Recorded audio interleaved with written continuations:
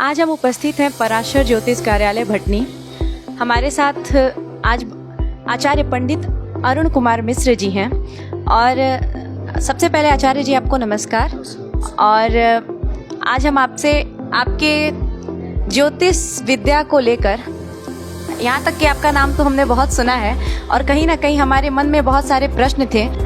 आचार्य जी, अभी जो हमारे बगल के ग्राम सभा में अभी जो घटना हुई है, निर्मम हत्या कहें, एक क्रूर हत्या हुई है, जो छोटी सी बच्ची है 8 से 9 साल की, तो अभी सुनने में आया है कि वो तंत्र मंत्र की विद्या के चक्कर में उसकी हत्या की गई है।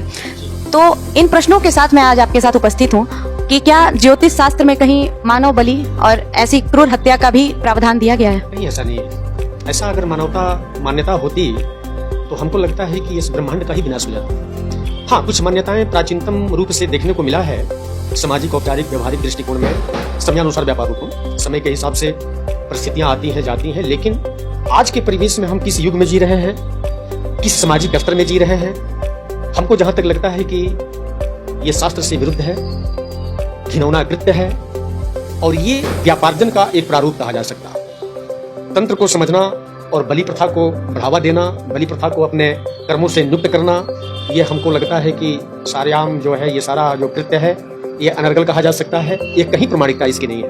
हाँ, बलि प्रथा है, बलि शब्दार्थ जो है, बलि जो शब्द है, ये शब्द को समझना अनिवार्य है। और समझ तभी आएगी जब हमारे पास ज्ञान होगा, जब शिक्षा का प्रादुर्भाव होगा। शिक्षा से ही जो है हमको दिशाएं प्राप्त होती हैं। शिक्षा रूपी जो वृक्ष के जड़ में हम जब प्रवेश करते हैं तो डालियां पर जाने में हमको कठिनाइयां नहीं होती हैं। आज जब शिक्षा रूपी अज्ञानता से हम जाते हैं तो उसी वृक्ष को चढ़ना होता है, तो हम कोई भी डाली पकड़ के चढ़ते हैं, डाली कोई कमजोर होती है, टूट भी सकती है। वही सेम दशा यहाँ पर जो कृत्य हुआ है अपने क्षेत्र में, जो 10 वर्ष की बच्ची है, इसको क्या जा कहा सकता है, अभी बालिग भी नहीं है, और उसके साथ में जो भी ऐसा कृत्य किया है, ऐसा कृत्य नहीं होना चाहिए। इसको क्या कहा जा सकता, शिक्षा का अभाव कहा जा सकता। शिक्षा ही सर्वोच्च स्थान लेता है। अब इस पर ज्यादा विश्लेषण तो हम लोग नहीं कर सकते, लेकिन अभी तक जो मैंने अवलोकन किया है सामाजिक स्तर के माध्यम से, ये बहुत घिनौना कृत्य हुआ है। और इसमें कहीं ना कहीं हम शासन प्रशासन को नहीं कह सकते। हर आदमी के पीछे शासन प्रशासन खड़ा नहीं हो सकता, कुछ अपनी भी जिम्मेदारियां होती हैं। ऐसे लोगों से बचें, ऐसे कृत्य करने से भयभीत रहें। और ऐसी मान्यता अगर कोई आपको अगर दिशा निर्देश अग्रिम भी समय में अगर देता है तो इसको मैं अपने तरीके से पूर्ण रूप से खंडित करता हूँ। आचार्य जी, जितना सुनने में आया है कि उस बच्ची की हत्या अपने ही परिवार वाले जो हैं वही तंत्र मंत्र के चक्कर में आकर किए हैं, तो मानवता यदि कहा जाए कि बहुत दूर के रिश्तेदार भी नहीं, या यूं कहें कि कोई रिश्ता भी ऐसा नहीं, मतलब बच्ची का अपना परिवार, अपने परिवार से ही संबंधित वो लोग हैं, तो इतनी क्रूरता लोगों के मन में आ कैसे रही है? इसके पीछे क्या कारण हो सकता है, ये बहुत जानने की इच्छा है। इसमें टोटल देखिए, न कहीं यहाँ शिक्षा का अभाव ही कहा जा सकता है। शिक्षा एक ऐसा शस्त्र है कि हमारे जीवन में जब शिक्षा आता है तो हमारे शरीर का आभूषण क्या है, पहले ये जानना है। हम परिधान पहनते हैं, शरीर को ढकते हैं, नाना प्रकार की जो भी हम अपने जीवन में प्रारूप लेकर के आते हैं अपने कर्मों के माध्यम से, ये सब नगण्य है। सबसे मूल हमारे शरीर का श्रृंगार होता है ज्ञान। और ज्ञान तभी प्राप्त हो सकता है कि जब हम शिक्षा के प्रति अग्रसरित होंगे। शिक्षा ही सब कुछ करता है। तो हमारे ख्याल से जो आपका क्वेश्चन है बड़ा सही दिशा में है। और कहीं ना कहीं मुझे लगता है कि कर्ता और क्रिया जो भी किया है दोनों शिक्षा के अभाव में हुआ है। शिक्षा आपको किसी भी वस्तु विशेष को पहचान करने की क्षमता देती है। कोई भी आया, हमसे 2 शब्द बोला और हमको भ्रमित कर दिया, तो कहीं ना कहीं एक आध्यात्मिक जो भावनात्मक है, इसको शिक्षा के अभाव में जो कृत्य किया गया है, तो हमारे माध्यम से अगर हमसे पूछे तो यहाँ शिक्षा का अभाव ही है। क्योंकि शिक्षा का अभाव होता है तो ज्ञान खत्म होता है, ज्ञान से बुद्धि विवेक दोनों नष्ट हो जाते हैं। और जब दोनों नष्ट होते हैं तो अंधविश्वास का जो वाक्य बना है, ये अंधविश्वास ही कहा जा सकता है इसको। ये अंधविश्वास तभी हुआ है जब शिक्षा का अभाव हुआ है। लेकिन आज के आधुनिक दौर में जहां सोशल मीडिया से लेकर तमाम चीजें हैं जिससे लोगों को अंधविश्वास के प्रति जागरूक किया जा रहा है, तो आज के समय में भी ऐसी घटना का हो जाना, और ऐसे क्षेत्र में जहां सभी चीजें उपलब्ध हैं और लगभग कोई किसी का वो परिवार दुश्मन भी नहीं था, एक दूसरे का किसी चीज की चाह भी नहीं थी, फिर इतनी क्रूर हत्या एक बच्ची की और तंत्र मंत्र के चक्कर में आकर, आखिर क्या कारण हो सकता है? मतलब ऐसी क्या चाह हो सकती है उस परिवार की, उस बच्ची की बलि देने के पीछे? ऐसा बहुत अच्छी बात आपने कहा। ऐसा भी होता है कि हमारे परिजन लोगों में कहीं ना कहीं जब कोई परेशानी आती है, आज के परिवेश में आप देख भी रहे होंगे आप लोग, तो हमको जहां तक लगता है कि जब कोई परेशानी आती है तो परेशानी का ट्रीटमेंट कहीं और होता है, जो कि हमारे पास नासमझी के चलते हम सही जगह पहुंच नहीं पाते हैं। तो कहीं ना कहीं वो हाथ पांव चलाएगा। कोई ना कोई जब समस्या आती है, बताई जाए या समस्या हो, या हमारे अंदर अंतःकरण में कुछ भावनात्मक भावनाएं गलत हों, तो हम जब कहीं जाते हैं इसका निदान लेने के लिए, तो डॉक्टर बताता है कि आप ये टेबलेट खाइए, 2 टाइम लीजिए, 3 टाइम लीजिए, और डॉक्टर जब मेडिसिन देता है, हम आते हैं, प्रयोग करते हैं, ठीक हो जाते हैं। तो कुछ लोग सही जगह चले जाते हैं, और कुछ लोग गलत जगह भी प्रवेश कर जाते हैं। जाकी रही भावना जैसी, तो जैसी शिक्षा प्रभाव होता है वैसा ही चयन हम करते हैं अपने जीवन में। कर्म मूल है, कर्म तो करेंगे ही हम, सारी इंद्रियां हैं, कर्मभूत ही इंद्रियां हैं। लेकिन जिस इंसान के पास में जैसा ज्ञान का पावर होता है ना, वैसा ही अपने इंद्रियों को चलायमान करता है। अब उनके अंदर हमको लगता है कि कुछ न कुछ तो कारण होगा जिसके चलते ऐसे लोगों से सहानुभूति मिली। वैसा भी इंसान हो ऐसा मिला क्रूर भाव में कि जो उनको इस पंथ पर चलाने की गतिविधि दिया, ये पंथ दर्शाया, और ये लोग भी आगे पीछे नहीं समझे और उस पंथ पर निकल चुके। ये भी ध्यान नहीं आया। सबसे बड़ी विडंबना ये है कि हमारे परिवार के बच्चे, अब कोई तीसरा थर्ड पर्सन आदमी कह रहा है कि आप ये कृत्य करिए, ऐसे कर्म करिए, और हम वो कर्म कर देते हैं। किसके लिए करते हैं? कहीं ना कहीं तो अपने परिवार को सही रखने के लिए, सही व्यवस्था देने के लिए, जो भी परेशानियां हो। क्या एक अपने घर के मेंबर को हम रूप से हत्या कर करके, बलि प्रथा के अंतर्गत मार करके, बलि दे करके हम क्या अपना बना लिए? यहाँ मेरे ख्याल से बना कुछ नहीं। यहाँ सामाजिकता, औपचारिकता और व्यवहारिकता तीनों पावर को नष्ट करने का काम ये हुआ है। अब जिस माध्यम से हुआ जैसे है, लेकिन इसको नहीं होना चाहिए। ये कृत्य को पूर्ण रूप से मैं खारिज करता हूं, और मैं ये सामाजिक स्तर से रिक्वेस्ट भी करता हूं कि आपको अगर कहीं भी किसी प्रकार का अगर निदान देखना है, लेना है, तो अगर आपको समझ में नहीं आ रहा है तो सामाजिक स्तर में बहुत अच्छे अच्छे लोग बैठे हुए हैं। आपके गांव में ही होंगे, अगल बगल होंगे, नहीं होंगे आपके हित रिश्तेदारी में होंगे। 5-7 आदमी से राय बात मशवरा करके अच्छे किसी योग्य पुरुष से इसका जो है पंथ का अवलोकन करना चाहिए, और तब जाकर के कोई कृत्य होना चाहिए। आपने कहा कि परेशानियां ऐसा करने पे मजबूर कर देती हैं, तो आजकल के युवाओं में देखा जाए और समाज में, मतलब हर क्षेत्र में लोग परेशान तो हैं। तो क्या ऐसे राय देने वाले या ऐसे परेशानियों का हल ढूंढने वाले आपके पास भी आए, या कभी आपके पास इतने मजबूर लोग आए जो ऐसी हत्या के लिए भी अगर कहें कि मेरी परेशानी दूर हो जाए तो हम ये भी कर सकते हैं? क्या आपके पास किसी ऐसे व्यक्ति से सामना हुआ? सामना तो कई लोगों से हुआ, क्योंकि आज 18 से 20 सालों से हम भी एक ज्योतिष कार्यालय लेकर के चल रहे हैं, और इसमें हम लोगों का टोटली विषयांतर है। इसमें कहीं ये सब चीजों का जगह नहीं है, क्योंकि हम लोग मूल रूप से विषय को जानेंगे, जड़ को जानेंगे। और जब अगर जड़ है, कहीं हमको जड़ दिख रहा है, तो शाखा के टहनी को लेकर के चलने का क्या अभिप्राय है? हाँ, क्वेश्चन आते हैं हमारे पास में भी कि फला जगह हम गए थे, ऐसे हुआ, फला लोग ऐसे करते हैं। लोगों की सुनी हुई बातों पर ध्यान नहीं देनी है।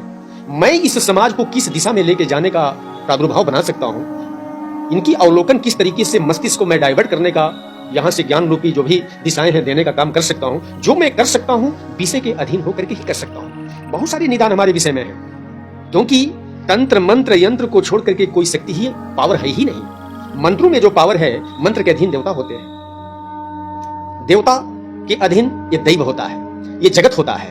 तो दैवाधीनास्तु जगत सर्वम, मंत्राधीनास्तु देवता, अते मंत्रा ब्राह्मणाधीना। कौन से ब्राह्मण? ब्रह्म जानाति इति ब्राह्मणः। जन्म लेने वाले ब्राह्मण ब्रह्मत्व को नहीं समझते हैं। तो अब यहाँ भी ब्रह्म को वही जानेगा। ब्रह्म रूपी क्या? हम कौन से ब्रह्म की परिभाषा यहाँ दे सकते हैं? तो दिया है कि शब्द ही ब्रह्म है।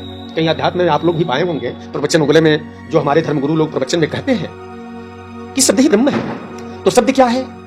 वो शिक्षा है। वो कौन सी शिक्षा है? आप ज्योतिष से हैं, वेद से हैं, व्याकरण से हैं, साहित्य से हैं, अन्यत्र और भी किसी विषय से हो। और तंत्र एक विषय है, और तंत्र में मैंने अभी तक जो भी अध्ययन किया, कहीं किसी भी प्रकार की कोई बलि देने का विधान नहीं है। हाँ, बलि अगर देना है ना, तो हम अपने दुर्गुण का बलि दें। हमारे अंदर जो अवगुण है, इस अवगुण को आज हम संकल्पित करें, या मेरे माध्यम से या किसी और के माध्यम से या अपने ज्ञानार्जन के माध्यम से, तो अपने अंदर का जो विकार है इसकी हम बलि करें तो सबसे बेटर होगा। आप बलि प्रथा मैं नहीं मानता, क्योंकि मैं अभी तक कहीं पढ़ा नहीं, देखा नहीं, तो मैं बलि की संज्ञा, मैं तो आपसे सुना, यहाँ सुना, और भी बहुत पहले मैं सुनते भी चला रहा हूँ। ये बलि बलि बलि क्या? बलि कर देने से अगर काम अगर निपुण हो जाता, अगर यही प्रथा, अगर यही सिम्टम अगर अपने देश में अगर पूर्णतः लागू होते चला जाए, तो आप देख लीजिए अभी तत्काल की घटना, क्या ये निर्मम हत्या ऐसी होती? तो यही विकार का ही जन्म होता है, ऐसा कहीं तंत्र में नहीं है। और मेरे ख्याल से परिस्थिति कोई भी हो, इस प्रकार का अंधविश्वास नहीं होना चाहिए। कहीं न कहीं आप ज्ञानी के पास में जाएं, बहुत सारे ज्ञानी हैं, ऐसी बात नहीं है, विद्वानों की कमी नहीं है, विद्वान को खोजना पड़ेगा आपको। और जहां पर आप ये समझे कि यहाँ बलि प्रथा ये करें, कहीं कहीं तो हम ये भी देख रहे हैं कि कोई कार्य करने के लिए मांस का टुकड़ा आ रहा है, उसी बलि को लोग बलि करते हैं। यहीं पे आपके गोरखपुर के पास में एक भगवती माता का मंदिर है, वहां लोग बकरे का बलि करते हैं, अब फिर उसी बलि को उठा करके ला करके और अपना बनाते हैं और भक्ष करते हैं। तो वो बलि दुर्गा को दिए कि वो बलि अपने स्वयं ले रहे हैं, ये हमको समझ में नहीं आता है। दुर्गा सप्तशती में आया है कि कुपुत्रो जायेत वचिदपि कुमाता न भवति। वो माता कैसी माता है कि किसी भी जीव का बलि लेकर के और आपका बिगड़ा हुआ काम बना। आप तो अपना काम और बिगाड़ने जा रहे हैं ये कृत्य करके। आपका काम बनना नहीं है और आप पाप के भागी बने। तो मेरे ख्याल से मैं पूरे सामाजिक स्तर से मैं रिक्वेस्ट कर रहा हूं कि ऐसे कुकृत्य घटनाओं से बचें, ऐसे अंधविश्वास से बचें। और आपको अगर कहीं राय लेना ही है तो आप किसी विद्वान के शरण में जाएं, किसी धर्मगुरु के शरण में जाएं, किसी अच्छे जो सहपंथ देने वाले आपके अगल बगल भी कोई मिल सकता है, किसी से भी राय लें। राय लेकर के ही कोई कृत्य करें, कोई कर्म करें। अंधकार में जो कर्म करता है उसकी दशा यही होती है। आचार्य जी, आपने बहुत सही बात कही कि शिक्षा कहीं ना कहीं इसका शिक्षा की कमी ही है। तो शिक्षा के क्षेत्र में ऐसी क्या कमी है कि आज के समय में जो बच्चे हैं वो पढ़ना भी नहीं चाहते हैं, और कहीं ना कहीं हमारे शास्त्र जो है उसमें बहुत सारे परेशानियों का हल मिल जाता है। जैसे अभी आपने कहा दुर्गा सप्तशती, अगर ये लोग अध्ययन करने लगे तो कहीं ना कहीं ये बलि प्रथा और ये अंधविश्वास इन सब चीजों से बाहर आने लगेंगे। तो समाज में ऐसे धारणाएं क्यों बन गई हैं कि शिक्षा के पीछे ना जाकर जो प्रथा कुप्रथा चलती आ रही है उसको ही लोग फॉलो कर रहे हैं। आज के समय में भी मानवीय संवेदना मरती जा रही है। कहीं ना कहीं इस निर्मम हत्या में मानवीय संवेदना बिल्कुल मरी हुई थी, तभी जाकर ऐसे चीजों में फंस गया इंसान। तो ऐसा क्या किया जाए इस क्षेत्र में कि शिक्षा जो है वो और प्रबल हो जाए और हमारे जो ग्रंथ हैं, वेद हैं, इनके प्रति जो युवा हैं वो आकर्षित हों। ऐसा क्या किया जाए, क्योंकि शिक्षा व्यवस्था तो हमें साइंस का नॉलेज देता है, हर चीज़ों का नॉलेज देता है। आजकल छोटे छोटे बच्चे हैं सोशल मीडिया के प्रति बहुत नॉलेज वाले हो चुके हैं, लेकिन अगर बात की जाए हमारे शास्त्रों की, वेदों की, इसकी जानकारी एकदम नगण्य होती जा रही है धीरे धीरे। तो ऐसा क्या किया जाए आपके माध्यम से या आपके जैसे विद्वानों के माध्यम से? क्यों आगे नहीं आते हैं इन बच्चों को ऐसा शिक्षा देने के लिए या उनके प्रति जागरूक करने के लिए? ऐसा क्या किया जाए कि ये बच्चे जो हैं, आजकल के युवा जो हैं, वो इसको पढ़ें और जो चीजें हैं, जो जानकारी है, उसको अब अपने संस्कार में लेकर आएं? देखिए, बहुत अच्छी बात आपने कहा कि जो प्रत्यक्ष रूप में आज के परिवेश में अपने देश में, क्षेत्र में नहीं, अपने देश में जो चल रहा है, क्योंकि देश बड़ा है और देश से ही निर्माण क्षेत्र का होता है। मुझे जहां तक लगता है कि जब मैंने पीछे भी बोला है आपको, जहां संस्कृति समाप्त कर देंगे, संस्कृति जड़ है, और अपने देश की जो सनातन व्यवस्था है, सनातन धर्म है, प्राचीन धर्म है, और सनातन धर्म की जो संस्कृति है, उस संस्कृति से जब हम हट करके हम ब्रांच लाइन पर भागना शुरू कर देंगे तो कहीं ना कहीं ये सब व्यवस्थाएं देखने को मिलती हैं। अब रही सवाल की संस्कृति, अध्ययन और शिक्षा। जब हम अध्ययन का व्यापार बना लेंगे, जैसे आप यूपी बोर्ड, हम लोगों के समय यूपी बोर्ड तक चलता था, सीबीएसई नहीं था, सीबीएसई हम लोगों के समय आया है। और यूपी बोर्ड से भी पहले जो ब्राह्मण के बच्चे होते थे वो अपने जो मूल विषय व्याकरण है, जो मूल संस्कृत ग्रामर है, इसका अध्ययन करते थे लोग। 4 मूल विषय होता था हमारे यहाँ मूल संस्कृति में, वेद, व्याकरण, ज्योतिष और साहित्य। ये चारों विषय में सबसे मूल विषय है व्याकरण। आज भी आपके देखे होंगे, आप लोग जो भी पैटर्न से पढ़ रहे होंगे, हर विषय का ये व्याकरण होता है। तो व्याकरण क्या है? व्याकरण कहता है कि व्याक्रियन्ते व्युत्पाद्यन्ते साधु शब्दाः अनेनिति व्याकरणम। व्याकरण में यही शुद्धि है। और जब हम अपने वाणी को, अपने संस्कार को, अपनी सभ्यता को, अपनी व्यवस्था को जब हम शुद्धि नहीं कर पाएंगे तो विद्यार्थी जीवन जो होता है उसके भी 5 लक्षण दिए, जो कि आज के परिवेश में वो गुरुकुल व्यवस्था समाप्त हो गई, जहां पर शिक्षा के साथ साथ में संस्कार भी प्राप्त होता था। आज के परिवेश में शिक्षा तो मिल रही है, संस्कार का लोप हो रहा है। अब हमको लगता है कि पैर छू करके प्रणाम करना बहुत दूर की बात हो गई। प्रायः घरों में देखा जा रहा है, बच्चे जो बहुत संस्कारित हैं वो घुटने को स्पर्श कर रहे हैं। कुछ बच्चे आपके कमर के पास में हाथ लगा के ऐसे प्रणाम कर रहे हैं, ऐसे देखने को मिलता है। हम किसी का अतिशुक्ति बात नहीं कर रहे हैं, जो दिख रहा है वो मैं बोल रहा हूँ।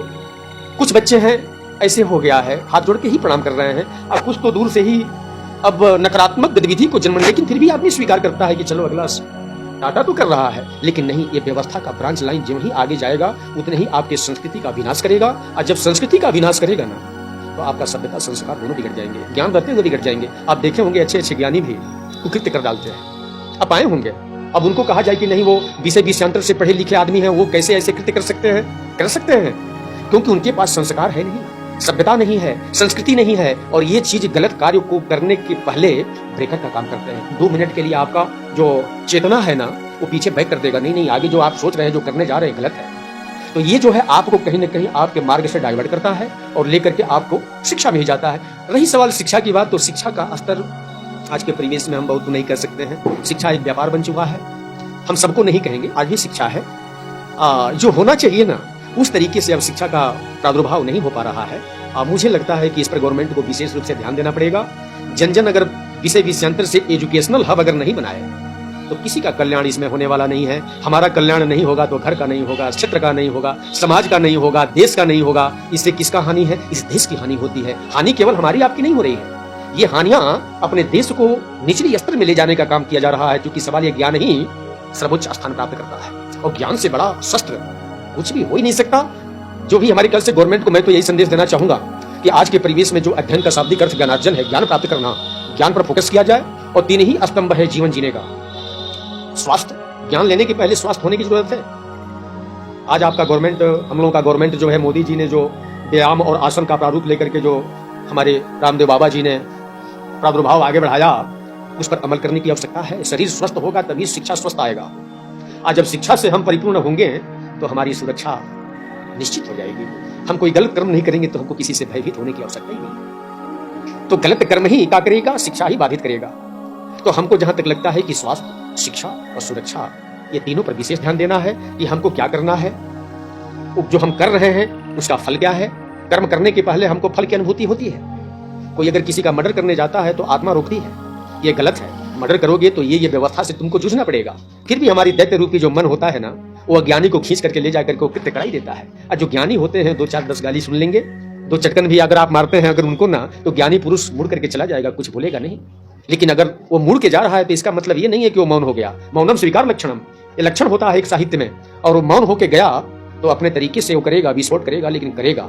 लेकिन कैसे करेगा? आपको सुधार करके करेगा, नहीं तो आपको प्रताड़ना दे करके। ये ज्ञानी का लक्षण होता है। आपने सही बात कही, शिक्षा और ज्ञान। और कहीं ना कहीं मुझे ये समझ आया कि शिक्षा और ज्ञान में बहुत बड़ा अंतर है। शिक्षा तो आज मिल रहा है और उच्च शिक्षा भी ले रहे हैं लोग, लेकिन ज्ञान की कमी है लोगों में, और वो आत्मज्ञान नहीं होने की वजह से ही संवेदनाएं मरती जा रही हैं। तो बहुत अच्छा लगा आपसे आचार्य जी बात करके, और समय बहुत ज़्यादा नहीं लेंगे, इसलिए हम इस पर फिर कभी विस्तृत चर्चा करेंगे आपसे, क्योंकि ज्योतिष शास्त्र एक बहुत ही महत्वपूर्ण, हमारा जो धर्म है उसमें एक बहुत महत्वपूर्ण जगह रखता है। तो मैं सभी दर्शकों तक ये बात पहुंचाने के लिए आई थी कि तंत्र मंत्र की विद्या जो है उसमें कितनी मर्यादा है और कितनी संवेदना वाली ये विषय है।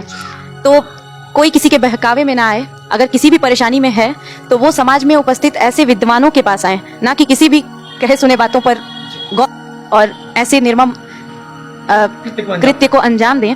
तो मैं सभी दर्शकों से निवेदन करूंगी और संवेदना प्रकट करती हूं उस परिवार के लिए, उस बच्ची की मां के लिए, और सभी दर्शकों से निवेदन करती हूं कि आगे चलकर ऐसी घटनाएं ना हो, इसके लिए लोग खुद को जागरूक करें। और धन्यवाद आचार्य जी अपना समय देने के लिए।